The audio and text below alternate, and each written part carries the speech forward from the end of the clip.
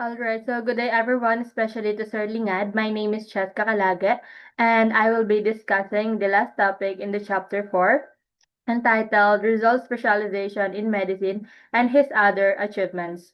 So in here, we will also talk about the subtopics, mainly the publication of Noli Me Tangere, Rizal's second travels abroad, and the publication of El Filibusterismo. First, let's talk about result specialization in medicine and his other achievements.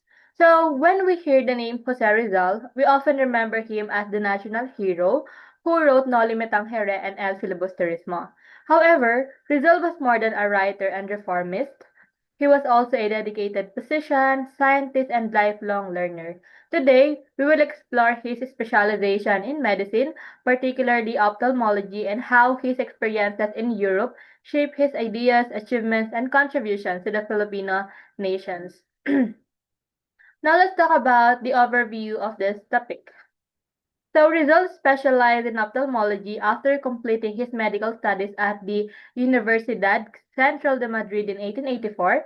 He continued his training in French under Dr. Louis de Wecker in Paris and in Germany under Dr. Otto Becker at the University Eye Hospital in Heidelberg, where he gained advanced knowledge of eye diseases and surgical techniques. His exposure to modern science, research, and European intellectual movement strengthened his belief that education, science, and peaceful reform were essential for the progress and development of the Philippines.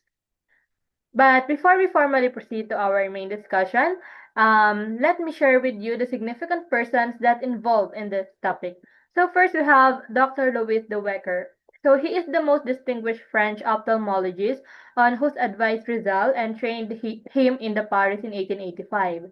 Next, we have Dr. Otto Becker, the director of the eye clinic at the Heidelberg University Hospital, Germany. This was where Rizal began his training in ophthalmology with this well-known eye specialist and eye researcher.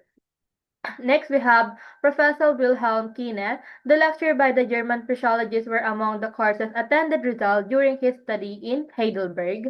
Next, Ferdinand Blumentritt. He is an Austrian scholar and ethnologist and became one of Rizal's dearest friends, correspondents starting since 1886. And lastly, we have Juan Luna. He is the one of the notable Filipino painters whom Rizal met often when Rizal went to Paris. While the significant places in this topic are first the Paris, France. So it is the place of Rizal's postgraduate training in ophthalmology in 1885 and where he trained with Dr. Louis de Wecker and worked with his Filipino contemporaries in arts and letters. Next, Heidelberg, Germany. A noted university town in which Rizal advanced his training as a physician with Dr. Otto Becker. Next, Wilhelmsfeld, Germany. So, a village near Heidelberg, Rizal, with Pastor Karl Ulmer stayed in Wilhelmsburg, where he acquainted himself with Germany and initiated correspondence with Blumentritt. And lastly, Berlin, Germany, another important hub of European culture and learning. So as we go through our discussions, we will become more familiar with these persons and places.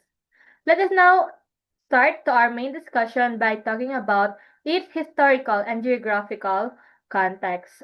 Sorry. So Rizal's passion for ophthalmology, Rizal's interest in ophthalmology was deeply connected to his family, especially his mother's condition. During his childhood, Rizal witnessed the struggles of Doña Teodora Alonso, or his mother, whose eyesight gradually weakened. Because of his love and concern for his mother, he decided to become a physician who could possibly restore her vision. In 1885, after completing his studies in Spain, Rizal traveled to France and Germany to gain advanced medical knowledge, and at the age of 24 he went to Paris and trained under Dr. Louis de Wecker.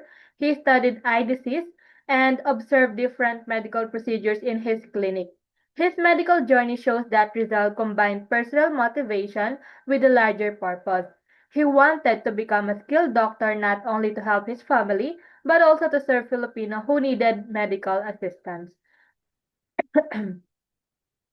Next, political, social, economic, and cultural context. Rizal's medical journey happened during a time when the Philippines was still under Spanish colonial rule. Filipinos experience social inequality, discrimination, and limited opportunities. These conditions influence Rizal's desire to understand why other societies progress while the Philippines remain behind. While studying in Europe, Rizal experienced a different environment where scientific research, freedom of expression, and intellectual discussions were encouraged. Compared to the strict and discriminatory educational system he experienced in the Philippines, European universities provided more opportunities for learning and debate. However, Rizal also faced financial struggles. His allowance from the Philippines was often delayed because his family experienced economic difficulties caused by problems with the Dominican hacienda. Despite poverty, Rizal remained disciplined and continued studying, writing, and researching. His experience in Germany especially influenced his ideas about religious tolerance, social responsibility, and the importance of education in building a progressive nation. Next, influence on Rizal's development, writings, and reform ideas. So Rizal's experience in France and Germany greatly influenced his growth as an intellectual and reformist.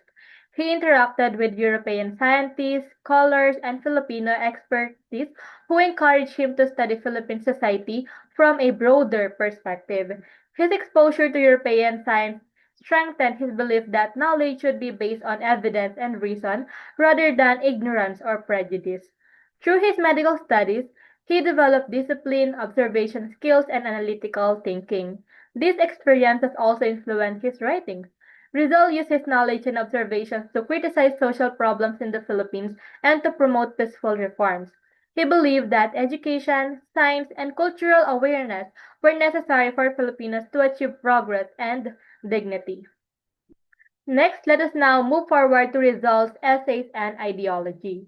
So Rizal's essays and ideology um, during his stay in Germany, he began his important correspondence with Ferdinand Blumentritt in 1886. Their friendship became one of the most meaningful intellectual relationships in Rizal's life. Their letters discuss Philippine history, languages, culture, education, and the problems caused by Spanish colonial rule.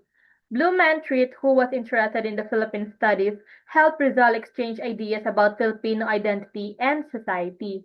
Through these letters, Rizal developed and strengthened his belief that reforms should be achieved through education, reason, and peaceful methods. He wanted Filipinos to recognize their own worth and prove that they were capable of intellectual and cultural achievements. Now for the analysis. Rizal's writings challenge the negative stereotypes created by some Spanish authorities and friars who claimed that Filipinos were incapable of progress. Through his essays, novels, and studies, Rizal demonstrated the intelligence, creativity, and cultural richness of Filipinos. His works emphasized the importance of national pride, education, language, and historical awareness. He believed that a nation could only progress if its people understood their identity and valued their abilities. Rizal's ideas were not based on hatred, but on his desire for equality and improvement. He used writing as a peaceful way to expose injustices and encourage Filipinos to seek reforms. Lastly, let's talk about its significance, interpretations, and contemporary relevance. So, first, differing interpretations and common misconceptions. Many people view Rizal's journey to Europe only a pursuit of medical education, but his purpose was much broader. While becoming an ophthalmologist was important, he also wanted to study European societies, governments, cultures, and scientific developments. His travels allowed him to compare the conditions of the Philippines with those of more developed nations. He observed how education, research, and social organization contribute to national progress. Historians consider Rizal's European experience as a major turning point because it transformed him into a more mature thinker. His medical training, scientific studies, and relationship with European intellectuals strengthened his commitment to reforming Philippine society. Next, for the contemporary relevance, Rizal's experiences may remain relevant today. because they highlight the importance of education, critical thinking, and continuous learning. His life shows that knowledge should not only benefit an individual, but also be used to help society. Despite facing financial difficulties, discrimination, and personal struggles, Rizal continued pursuing his goals. His dedication reminds Filipinos that perseverance and discipline are important in achieving success. His advocacy for education and responsible citizenship continued to connect with modern issues such as access to education, misinformation, and the need for citizens to participate in improving society. Now for the summary. Jose Rizal's journey demonstrates his dedication as a student, physician, writer, and patriot. He studied medicine at the Central University of Madrid and later specialized in ophthalmology in Paris. His training under respected doctors such as Dr. Louis de Wecker and Dr. Otto Becker improved his medical expertise. However, medicine was not only a profession for Rizal, it was a way to serve others, especially his mother and fellow Filipinos. During his years in Europe, he also produced literary and academic works, including Las Flores de Heidelberg, a translation of foreign works into Filipino, letters to Ferdinand Blumentritt, and his study on Tagalog poetry, which is the Tagalische Werkkunst. Even while experiencing financial hardship, Rizal continued his studies, research, and writings because he believed that knowledge should be used for the benefit of the Filipino people. And now for the insights. Rizal's life proves that his contribution to the Philippines extended beyond his role as a national hero. He was also a physician who used science and knowledge to help others. His specialization in ophthalmology reflects his compassion and dedication to serving people. His medical profession was connected to his larger belief that education and expertise should contribute to national progress. His years abroad strengthened his appreciation for science, culture, and intellectual freedom. Despite financial struggles and challenges, he remained committed to learning and improving himself. Rizal's legacy teaches that success requires discipline, perseverance, and a sense of responsibility toward society. His life continues to inspire Filipinos to use their talents and knowledge for the betterment of the nation. Let us now move forward to the first subtopic, which is the publication of Noli Me Tangere. For the overview of this topic,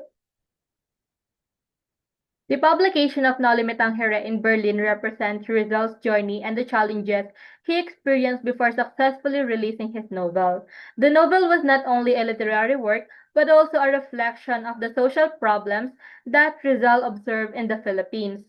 Through his writings, he exposed issues such as abuse of power, corruption, inequality, and the suffering of ordinary Filipino under Spanish colonial rule.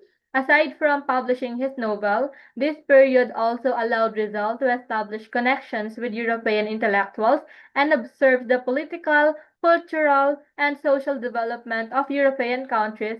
These experiences helped him develop his ideas about reform and national progress. So there are another significant persons in this topic which were not included a while ago. So let me introduce them to you. First, we have Dr. Jose Rizal. So he is a Filipino physician, reformist, nationalist, and author of Noli Me Tangere. Next, Maximo Viola, who supported the publication of Noli Me Tangere through loaning Rizal's publication, and he accompanied Rizal in his European tour. Next, Ferdinand Blumentritt, who received Rizal in late merits and commended Noli Me Tangere. Next, Harriet Beecher Stowe. Her novel Uncle Tom's Cabin inspired Rizal to write the Noli Me Tangere. We have next, Adolf Meyer, Encounter of Rizal and Viola in the Museum of Art in Dresden. Next, Fyodor Jagor met Rizal and Viola during their European tour and directed them to Blumentritt. Next, we have Governor General Emilio Terrero, the Spanish Governor General who questioned Rizal regarding his novel and later assigned him a bodyguard for protection. Next, Pasiano Rizal, he is Rizal's older brother who protected him after his return to Calamba. Next, Monsieur Pedro Payo, the Archbishop of Manila, who ordered the examination of Noli Me Tangere. Next, Father Gregorio Echevarria, the rector of the University of Santo Tomas, who supervised the committee reviewing results novel. Next, Father Jose Rodriguez, the Spanish priest who publicly forbidden Noli Me Tangere. Next, Father Vicente Garcia, the Filipino priest who defended Rizal by arguing that the novel criticized abusive friars rather than the religion itself. And lastly, we have Leonor Rivera, the Rizal's former sweetheart, whom he was unable to meet during his first homecoming. While for the significant places, we have here Berlin, Germany. This is where Rizal wrote and published Noli Me Tangere in 1887. Next, Next is Dresden, Germany, a place where Rizal started to observe the socio-political conditions of Europe. Late Marite, Czechoslovakia. Rizal visited this place where he met Professor Ferdinand Blumentritt, who turned out to be one of Rizal's friends. Next, Prague, Czechoslovakia. Rizal visited Prague to visit various historical sites and cultural landmarks. Vienna, Austria. Rizal resided in Vienna as he studied about the society of the Austrians and interacted with other European intellects. Manila. Manila became the site where Rizal confronted colonial authorities regarding the publication of Noli Me Tangere and defended his literary work. Calamba. Calamba served as the center of Rizal's medical practice, civic activities, and involvement in the land dispute between Filipino tenants and the Dominican landlords. And I think this will be the last one, Malacanang Palace, that symbolized Rizal's direct engagement with the colonial government, where he explained the intentions behind his novel before Governor General Emilio Terrero. Let us now start to our main discussion by talking its historical and biographical context. So during the 19th century, the Philippines experienced many problems under Spanish colonial rule. The government and some religious authorities had significant control over society, resulting in abuses and unfair treatment of Filipinos. Because of this, Rizal wrote Noli Me Tangere to reveal the realities experienced by Filipinos. He wanted to awaken the consciousness of the people and encourage peaceful reforms. The publication of the novel in Berlin on March 21, 1887, became a turning point in Rizal's life because it transformed him from simply being a writer into one of the leading figures of the Philippine reform movement. Dedication to the Philippines. Rizal dedicated the novel to his beloved country, the Philippines. He compared the Philippines to a person suffering from a cancer, just like a cancer patient who experiences pain even from the slightest touch. Rizal explained that exposing the social problems of the country would also cause pain because it would reveal the truth about colonial abuses. However, Rizal believed that exposing these problems was necessary. For him, recognizing the illness of society was the first step toward finding a solution. Through this dedication, Rizal showed that his purpose was not to destroy his country, but to help heal and improve it. Next, the challenges of Rizal in the publication. Publishing Noli Me Tangere was not an easy progress of Rizal. After completing the manuscript, Rizal had already spent most of his money because he was supporting himself while studying and living abroad. He experienced financial difficulties while searching for a printing press that could publish his novel. Aside from financial problems, Rizal also faced political suspicion while staying in Berlin. German authorities once questioned him because they suspect him of being a foreign spy due to his background and knowledge of different languages. Despite these difficulties, Rizal remained determined to complete his work because he believed that his novel could help awaken Filipino awareness. The support of Maximo Viola. The publication of Noli Me Tangere became possible because of the help of Dr. Maximo Viola. When Rizal could no longer afford the printing expenses, Viola offered financial assistance by lending him money. Because of Viola's support, the printing of the novel continued and was successfully completed. After Rizal received the allowance sent by his brother Pasiano, he immediately paid back Viola's loan. As a sign of gratitude, Rizal dedicated the printed work to him with the message, "To Maximo Viola, my dear friend, the first to read and appreciate my work." This dedication shows the importance of friendship and support in achieving Rizal's goal of publishing his novel. Now for the distribution of the first copies.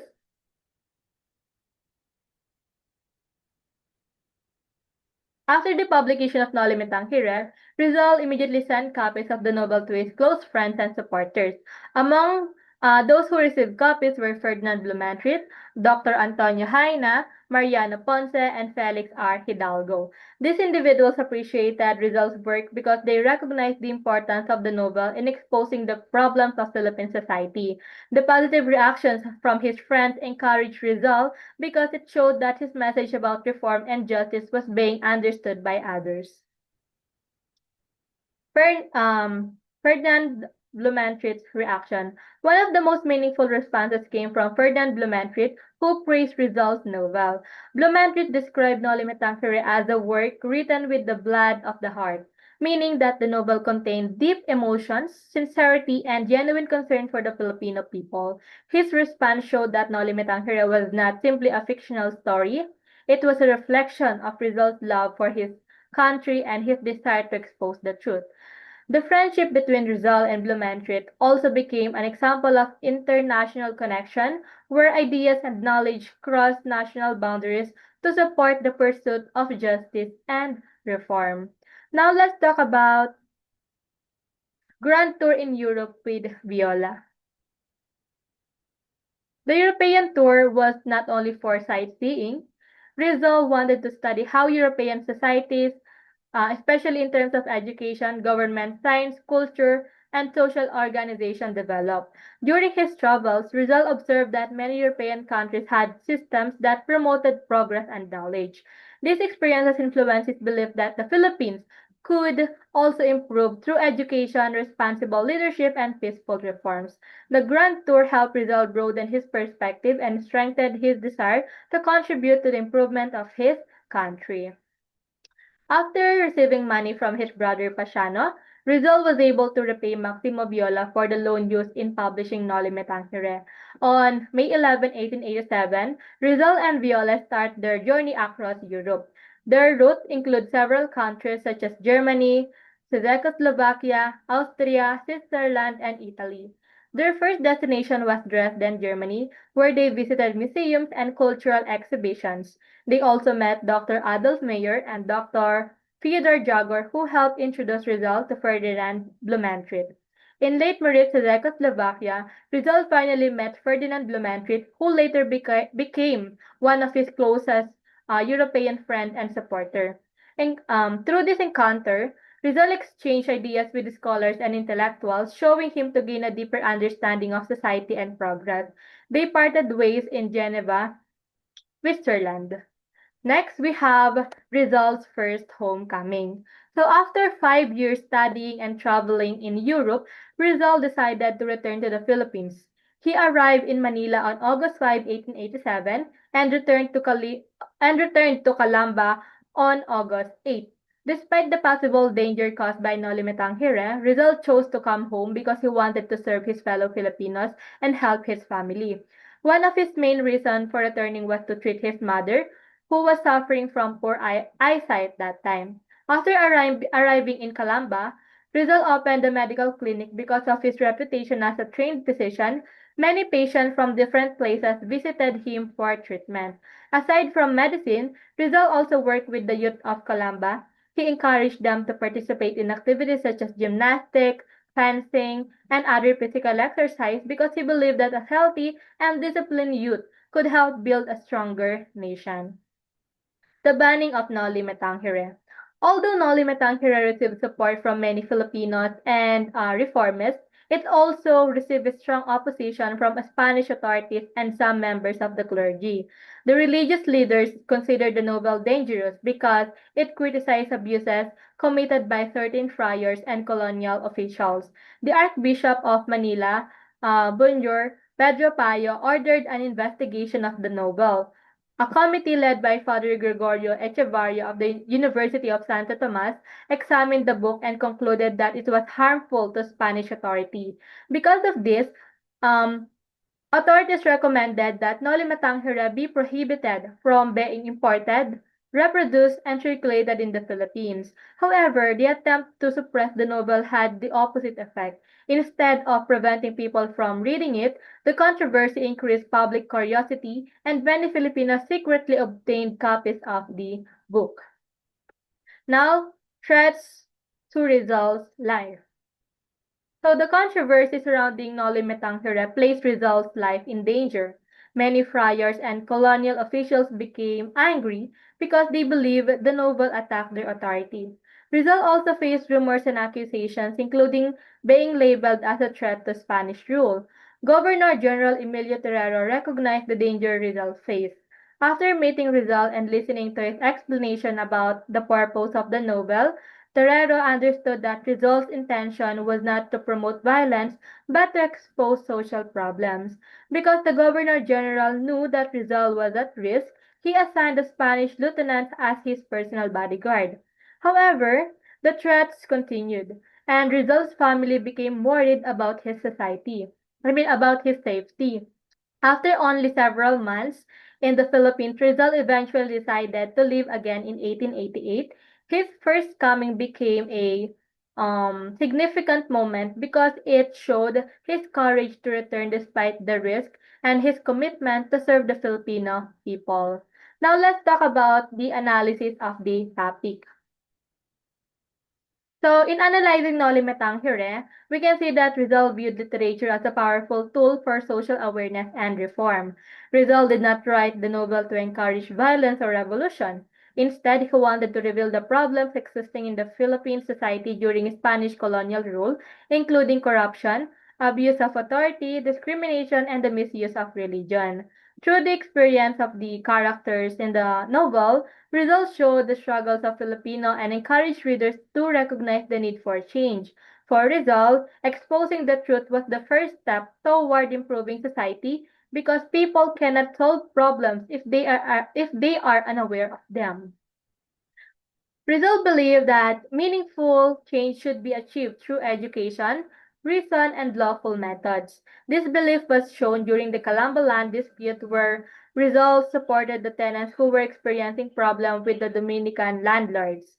Instead of encouraging violence, Rizal advised the tenants to seek justice through legal processes and to defend their rights using peaceful means.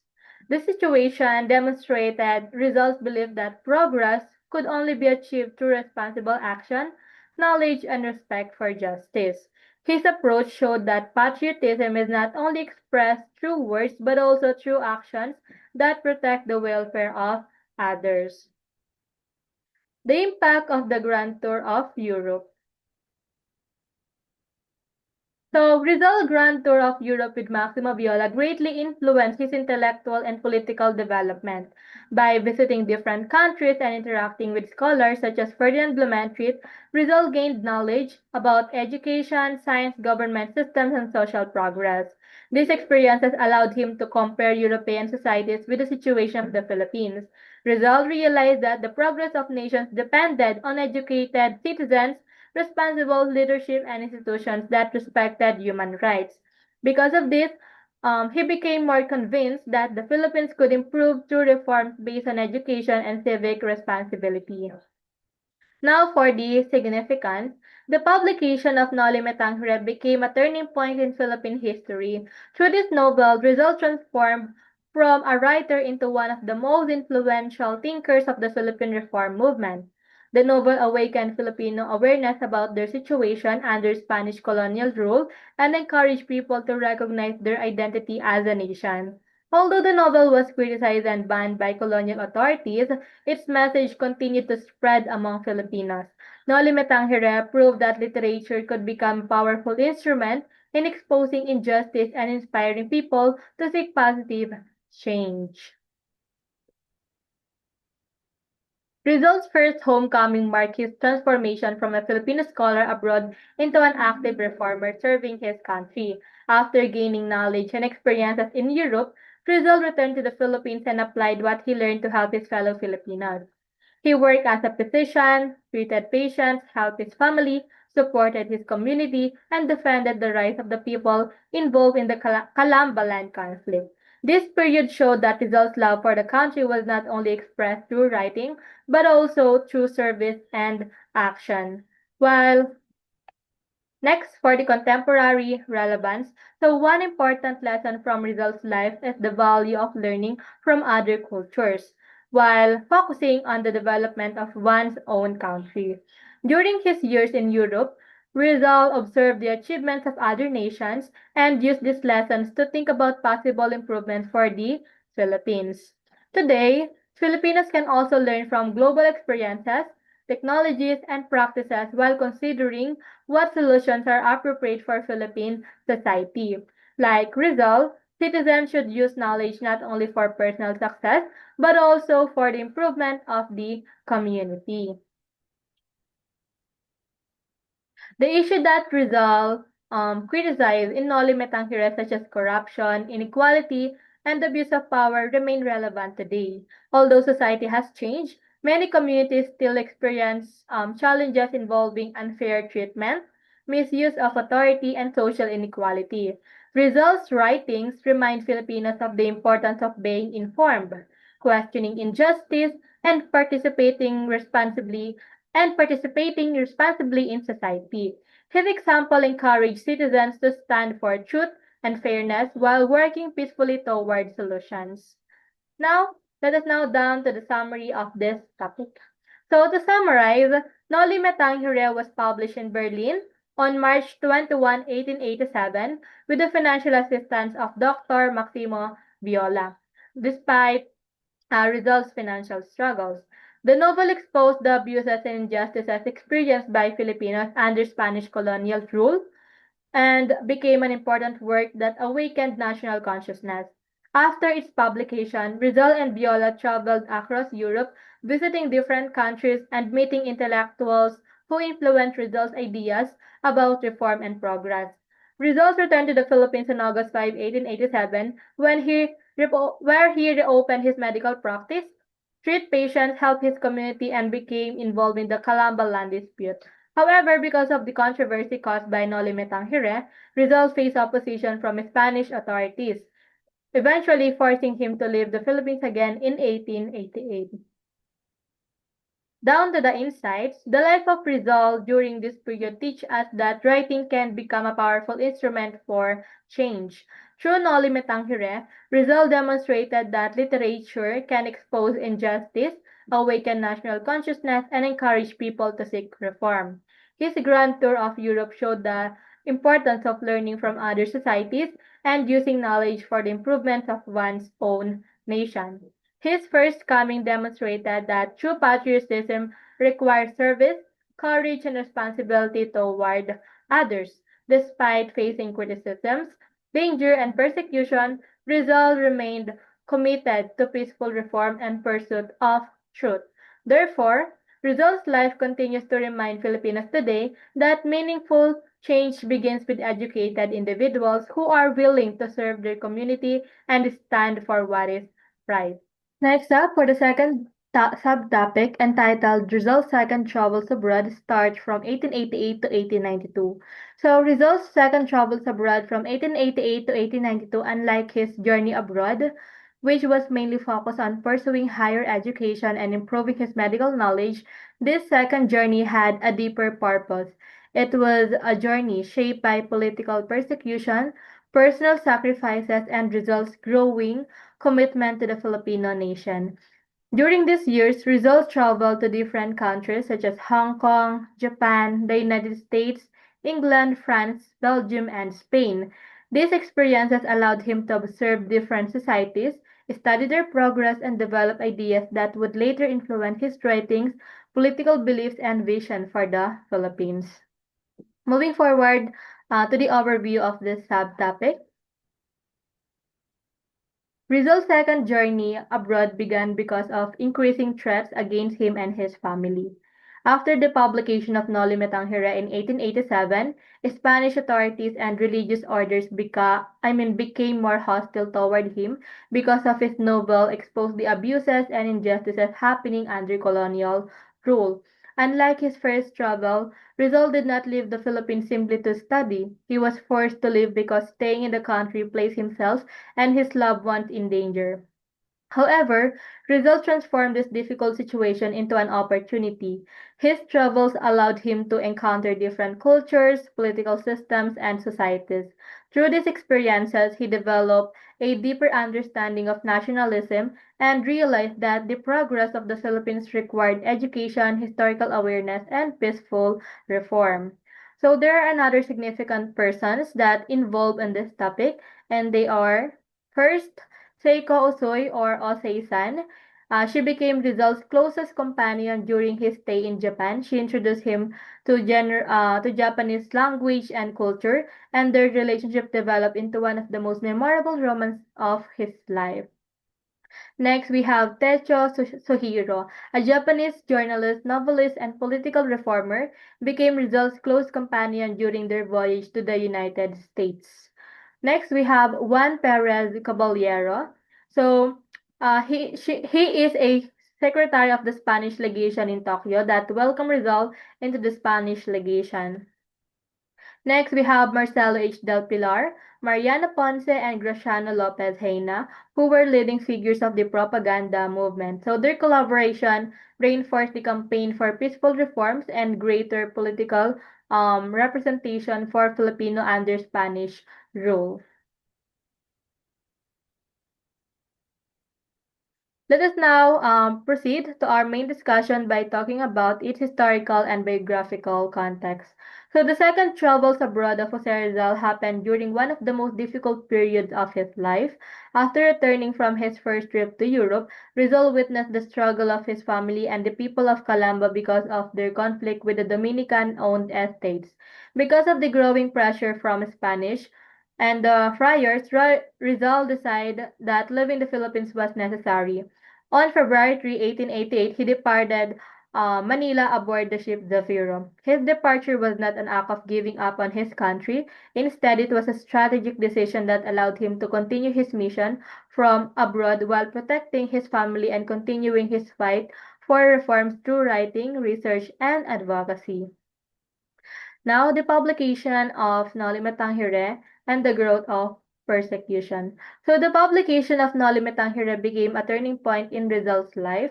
Through this novel, he revealed the social problems, abuses, and injustices committed by some members of the Spanish colonial government and the religious orders. Because of this, Rizal became a target of criticisms and suspicion. His family and fellow residents in Calamba also experienced harassment and persecution, especially because of the land dispute involving the Dominican estates. Although Rizal was forced to leave, his departure did not mean that he abandoned the Philippines. Instead, he used his time abroad to continue working for reforms. During this period, the propaganda movement also became stronger. Filipino reformists pushed for peaceful changes through education, writings, and political awareness. Rizal believed that intellectual effort and peaceful reform could help awaken Filipinos and prepare them for national progress.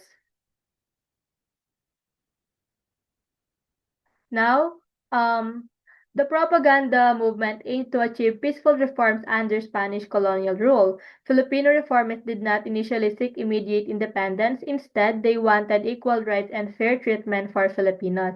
One of their major demands was equal treatment under the law. Because Filipinos experienced discrimination compared to Spaniards, they also called for representation in the Spanish Cortes, which would allow Filipinos to have a voice in government decisions. Another important demand was freedom of expression, especially because writers and reformists were often censored or punished for criticizing abuses. They also support the secularization of the parishes, meaning Filipino priests should be given opportunities to manage Filipino churches instead of religious orders controlling them. And lastly, they promoted greater educational opportunities because Rizal and other reformists believed that education was the foundation of the national progress. Moving forward with travels of Rizal's abroad, here's his route map, the 8 stops, 4 years, and one mission.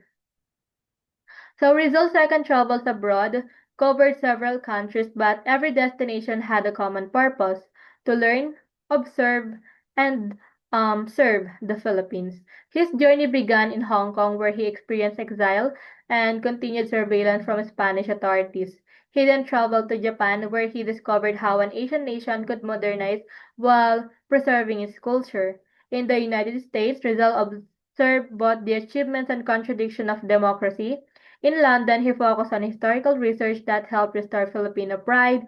Meanwhile, Paris and Brussels became important centers of his intellectual and literary activities, including the writing of El Filibusterismo. And finally, his return to Madrid allowed him to confront the limitations of colonial justice and understand the deeper problems of Spanish rule. Although he traveled through different countries, Rizal carried one mission: to seek knowledge and use it for the improvement of his homeland. So now let's dig deeper about them one by one, and let's start in Hong Kong. So his travel in Hong Kong starts on February 8, 1888. Hong Kong became the first destination of Rizal's second exile. He arrived on February 8, 1888, after leaving Manila aboard the Zafiro. Although the Filipino community welcomed him warmly, Rizal still experienced the reality of being monitored. A Spaniard named Jose Veranda was believed to be observing his activities, showing that Spanish authorities continued to watch him even outside the Philippines. Despite being exiled, Rizal did not stop learning. He observed Chinese culture, traditions, celebrations, and daily life. He carefully recorded his experiences in his diary. This shows that Rizal viewed travel not simply as leisure, but as a form of education. Every place he visited became an opportunity to study society and gain ideas that could help the Philippines. Exile did not silence Rizal. Instead, it expanded his mission and allowed him to understand the world from a wider perspective. Next up, we have Japan. So, his travel in Japan started on February 28 to April 13, 1888. Rizal considered his stay in Japan as one of the happiest periods of his life. He was fascinated by Japan's natural beauty, cleanliness, discipline, and the courtesy of its people. During his stay, Rizal did not remain only as an observer. His active immersed himself in Japanese culture. He studied the Japanese language, visited museums and historical places, and learned about Japanese arts, traditions, and customs. Japan became important to Rizal because it challenged the belief that modernization could only come from Western countries.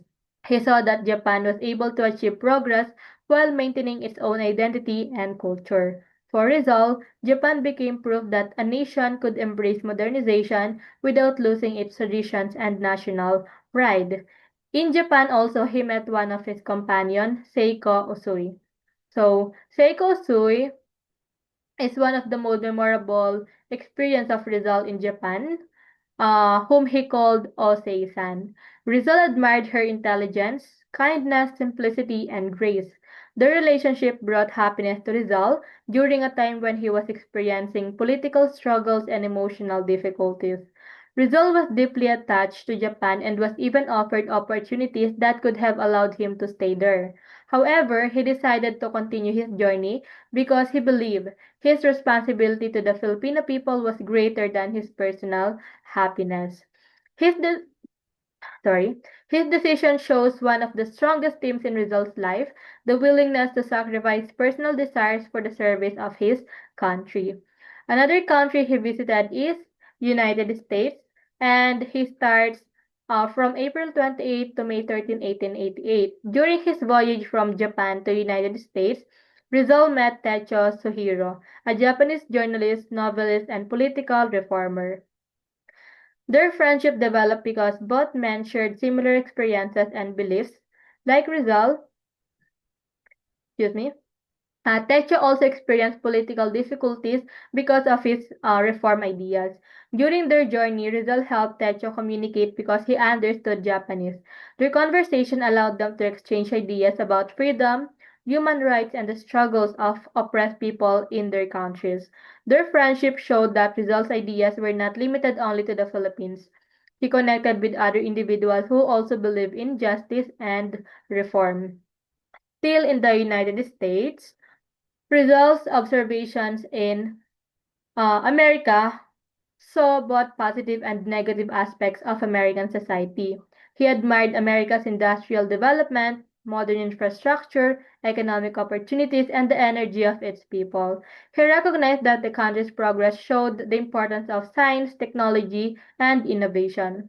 However, Rizal also noticed a contradiction. Although America promoted democracy and freedom, he witnessed racial discrimination against Chinese immigrants and Black Americans. This experience influenced Rizal's understanding of true progress. For him, a successful nation should not only have economic development, but should also protect equality, justice, and human dignity. Next country he goes is London, and it was starts from May 25, 1888 to March 1889. So London became one of the most important stages of Rizal's intellectual development. He chose London for three main reasons. First, to improve his English language skills. Second, to study and annotate Antonio de Morga's Sucesos de las Islas Filipinas preserved in the British Museum. And lastly, because London offered safety from Spanish persecution. Rizal spent many hours researching historical documents. His goal was not only academic, he wanted to prove that Filipinos already had a rich civilization before Spanish colonization. Through his historical research, Rizal challenged the colonial belief that Filipinos were uncivilized and had no achievements before Spanish rule. History became a powerful tool for restoring Filipino dignity and national identity. Next country is Paris, and it happens on 1889. So, Rizal traveled to Paris during the Universal Exposition, an international event that displayed achievements in science, technology, and culture. Rizal used this opportunity not only to observe progress, but also to connect with intellectuals and promote awareness of the Filipino cause. During this period, he organized the RDLM, or Redention de los Malayos, a society focused on spreading knowledge and promoting the advancement of Malay people. He also joined the International Association of Filipinologists and continued writing important works such as The Indolence of the Filipinos and Por Telefono. Paris represented Rizal's growth as an international thinker who used knowledge and communication to advance reform. The second to the last country he visited during his second travels abroad was Brussels. So in Brussels, it was happened on January 28, 1890. Rizal moved to Brussels, Belgium in January 1890, where he found a quieter environment for writing and reflection. During his stay, he began working on his second novel, El Filibusterismo. Unlike No Limitang Hire, which focused more on exposing social problems, El Filibusterismo reflected Rizal's deeper understanding of oppression and injustice. The novel was influenced by the suffering experienced by his family and the people of Calamba due to the land conflict with the Dominican estates. Through this work, Rizal expressed a stronger criticism of colonial abuse and used literature as a way to awaken Filipino nationalism. Lastly, he goes to Madrid, and it was 1890 that time. Rizal returned to Madrid with the hope of finding justice for his family and the Calamba tenants. However, he discovered that the situation had become worse. His family suffered eviction, his relatives experienced persecution, and legal efforts failed to provide protection. This event shows Rizal the difficulty of achieving justice within a colonial system that favored those in power. Despite this disappointment, Rizal remained committed to exposing injustice through peaceful means. By the end of his second travels, he had developed into more than a physician and novelist, he had become a historian, journalist, political thinker, and national leader. In conclusion, Rizal's second travels abroad from 1888 to 1892 became a turning point in his life. What began as forced exile became an opportunity for learning, research, writing, and political development. His experiences in different countries shaped his understanding of society, government, culture, and national identity. Through his historical studies, literary works, and reform activities, Rizal strengthened his belief that education, knowledge, and peaceful action were essential for national progress. His journey reminds us that true patriotism is not only shown by staying in one's country, but also through continuous dedication and service wherever one may be. We are now done with the last subtopic of Chapter 4 entitled Publication of El Filibusterismo. So El Filibusterismo was published in Ghent, Belgium on September 18, 1891. Unlike Noli Me Tangere, which carried a more hopeful message about reform, this second novel reflected Rizal's disappointment and deeper understanding of the problems faced by Filipinos under Spanish colonial rule. The publication of the novel was not easy for Rizal because of his limited financial resources. He experienced difficulties in paying for the printing. He even pawned his personal belongings to continue the publication. However, when the printing was almost stopped, his friend Valentin Ventura provided financial assistance, allowing the novel to be completed. The novel was dedicated to the three martyrs, Price, known as Gomburza, Father Mariano Gomez, Jose Burgos, and Jacinto Zamora. Through this dedication, Rizal honored their memory and expressed his belief that they suffered injustice under the Spanish colonial government. Now, the printing of El Filibusterismo.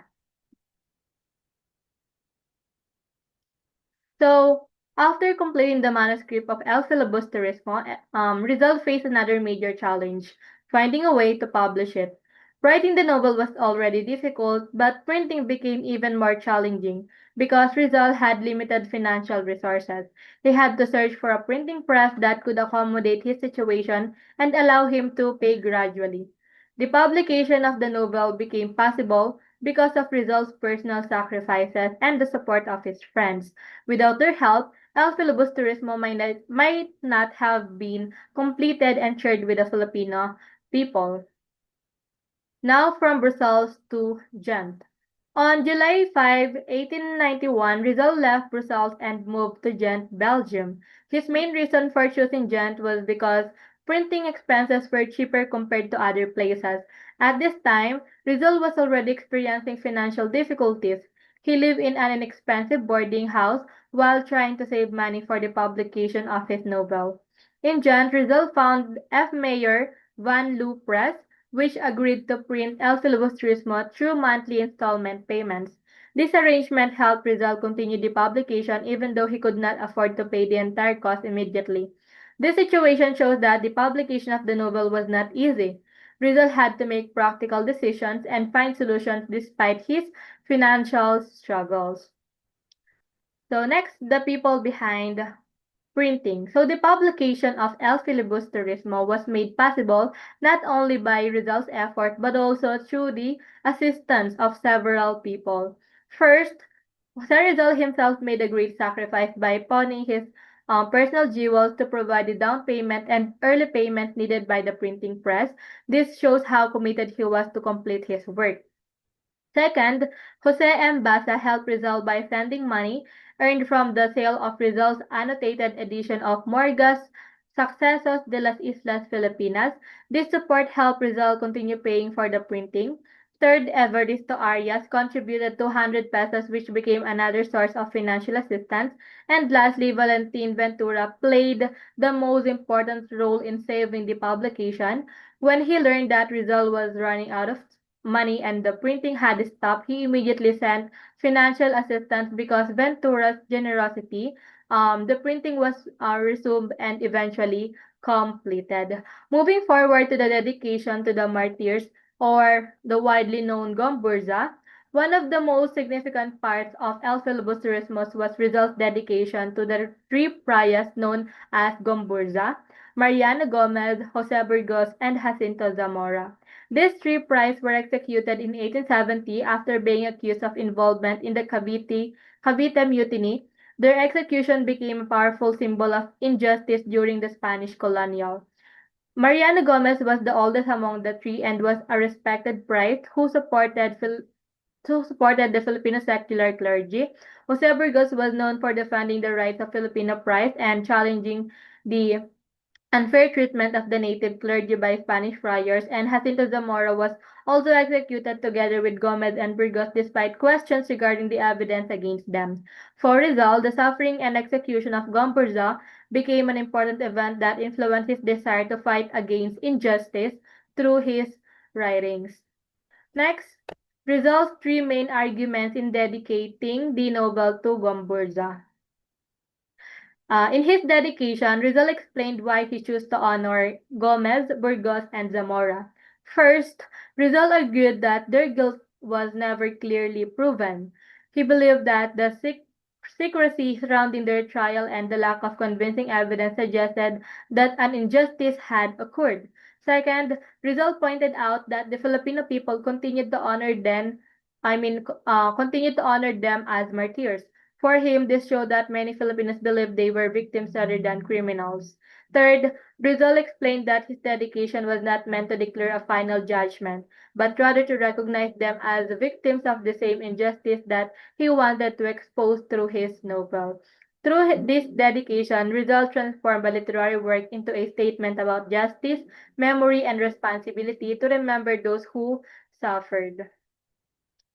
Next, the dedication as evidence against Rizal. So Rizal's dedication to Gomburza later became one of the reasons used against him during his trial in 1896. The Spanish authorities viewed his writings as dangerous because they believed they encouraged criticism of the colonial government. The fact that a simple dedication in a novel could become evidence against Rizal shows how powerful his writings were. His words were not seen merely as literature, but as political statements challenging colonial authority. This also proves that publishing El Filibusterismo was an act of courage because Rizal knew that expressing these ideas could place him in danger. Moving forward with the quote of Rizal stating, "Let these pages serve as a tardy wreath of dried leaves over your unknown towns." This quote comes from Rizal's dedications to Gomburza. The phrase, "a tardy wreath of dried leaves," symbolized a late but sincere tribute. Rizal compared his novel to a simple offering placed on the graves of the three prized.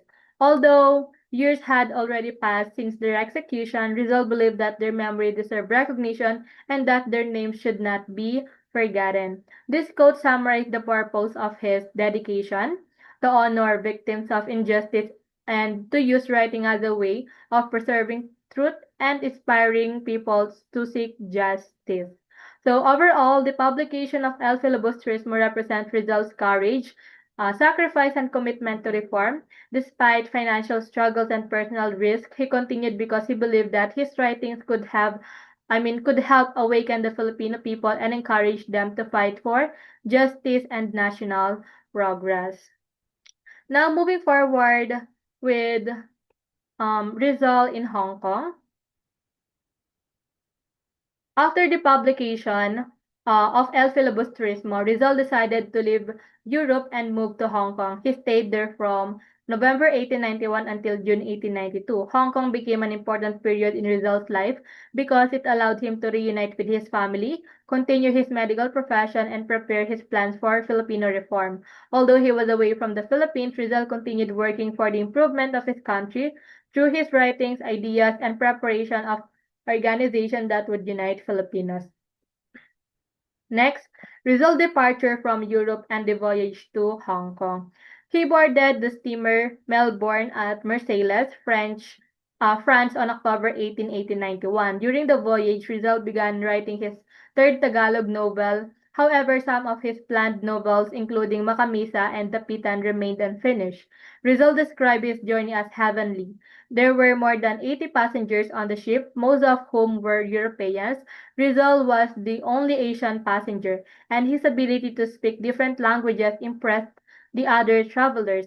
On November 20, 1891, Rizal arrived in Hong Kong.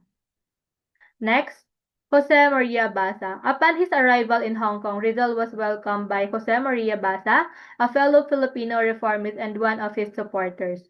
Basa helped Rizal adjust to his new environment in Hong Kong. He was also one of the Filipinos who continued supporting the reform movement abroad. Their friendship showed the strong connection among Filipino reformists who worked together despite being separated from their homeland.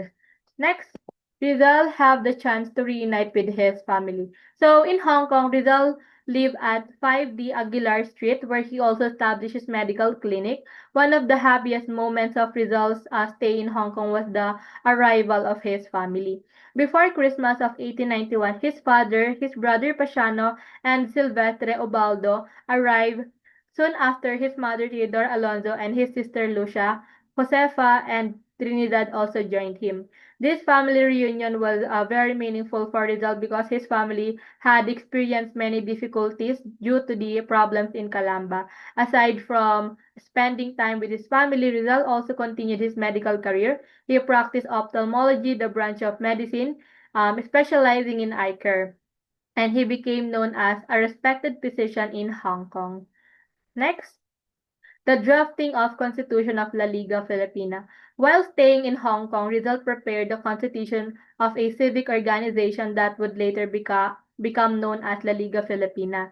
The purpose of La Liga Filipina was to reunite Filipinos, encourage cooperation and promote education, support economic development, and seek reforms through peaceful means. This showed that despite writing El Filibusterismo, which had a darker and more critical tone, Rizal still believed that peaceful reform and unity were possible ways to improve Philippines society.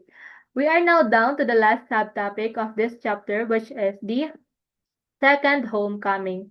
So after several months in Hong Kong, Rizal decided to return to the Philippines. This decision was risky because he already knew that the Spanish authorities were suspicious of him because of his writings and activities. However, Rizal believed that he could better serve the Filipino people by returning home and personally working for reform. So the second homecoming to Manila. So in May 1892, Rizal decided to return to Manila despite the concerns of his family and friends. Before leaving Hong Kong, he entrusted his friend Dr. Marquez with two sealed letters. He instructed that these letters should only be opened after his death. This action showed that Rizal understood the possible dangers he might face upon returning to the Philippines. Rizal and his sister Lucia arrived in Manila on June 26, 1892. So Dr. Marquez. Dr. Marquez was one of the Rizal's was one of Rizal's trusted friends in Hong Kong. Before Rizal returned to Manila, he gave Dr. Marquez two sealed letters with instruction to open them only after his death. This reflected Rizal's awareness that his return to the Philippines could place him in danger because of his reform activities and writings. The second homecoming to Manila. Upon arriving in Manila, Rizal stayed at the Hotel de Oriente, which overlooked Binondo Church. The following day, June 27, 1892, he went to Tutuban Station and traveled by train to visit his friends. On July 6, 1892, Rizal returned to Malacanang Palace to continue his meeting with Governor General Eulogio Despujol. During these meetings, Rizal attempted to explain his plans and continue his efforts for peaceful reform. During Rizal's meeting with Governor General Despujol, the Governor General presented him with printed leaflets called Pobres Frailes. The authorities claimed that these leaflets were discovered hidden in the pillowcase of Rizal's sister, Lucia. However, Rizal denied owning or possessing these materials. He explained that their belongings had already been inspected when they arrived from Hong Kong and that no suspicious materials were found. Rizal requested a formal investigation because he believed that accusation was unfair. But despite Rizal's explanations and requests for investigation, the Spanish authorities decided to arrest him. He was brought to Fort Santiago, where he was imprisoned before being sent into exile in Dapitan. This event marked a major turning point in Rizal's life. His second homecoming ended with his arrest, but it also showed his courage and commitment to serving the Filipino people despite the risks. The experiences of Rizal during this period remind us that nationalism is not only shown through words, but also through actions, sacrifice, and dedication to the welfare of society. So that would be all for my presentation of the last topic of chapter 4. Thank you so much for listening.